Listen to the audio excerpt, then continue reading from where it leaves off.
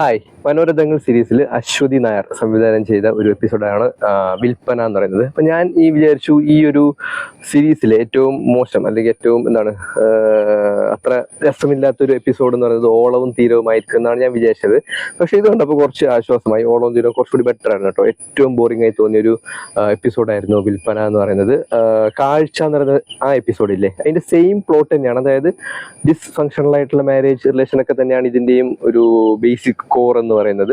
പക്ഷെ അത് അവതരിപ്പിച്ചിട്ടുള്ള രീതിയും ഇതിന്റെ ഡയലോഗൊക്കെ ഭയങ്കര ആർട്ടിഫിഷ്യൽ ആയിരുന്നു. കണ്ടിരിക്കാൻ കുറച്ച് ബുദ്ധിമുട്ടൊക്കെ ആയിരുന്നു. ആസിഫ് അലിയാണ് ലീഡ് റോളിൽ വന്നിട്ടുള്ളത്.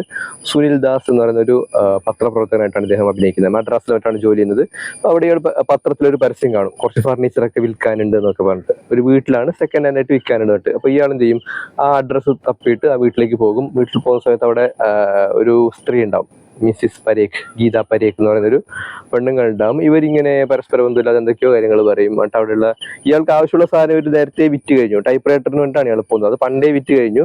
പക്ഷെ അയാളെ കൊണ്ട് ആ വീട്ടിലത്തെ കുറെ പണിയെല്ലാം ചെയ്യിപ്പിക്കും. Phone call attend ചെയ്യിക്കും.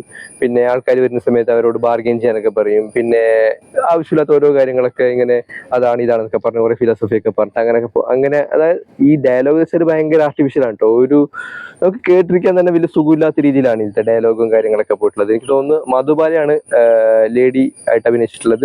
അവർക്ക് ഡബ് ചെയ്തതാണെന്ന് തോന്നുന്നു. ഡബ് ചെയ്തതാണെങ്കിലും ഒരു റിയാലിറ്റി ഇല്ലാത്ത രീതിയിൽ, അത്രയ്ക്ക് നാച്ചുറൽ അല്ലാത്ത രീതിയിലാണ് ഡയലോഗ് പറഞ്ഞു പോകുന്നത്. മൊത്തത്തിൽ കണ്ടിരിക്കാൻ വളരെ ബുദ്ധിമുട്ടാണെന്ന് മാത്രമല്ല, 2 തല്ലിപ്പൊളി പാട്ടും ഈ എപ്പിസോഡിൽ ഉണ്ടായിരുന്നു. മൊത്തത്തിൽ ഒരു ഡിസാസ്റ്റർ ആയിരുന്നു. അപ്പോൾ ഓളവും തീരവും കണ്ടിട്ട് ക്ഷീണിച്ചിരിക്കുകയാണെങ്കിൽ ഇതൊന്ന് കണ്ടോ. അപ്പോൾ ഓളവും തീരവും കുറച്ച് ബെറ്റർ ആയിട്ട് നിങ്ങൾക്ക് ഫീൽ ചെയ്യും. അപ്പോൾ ഇതാണ് വിൽപ്പന.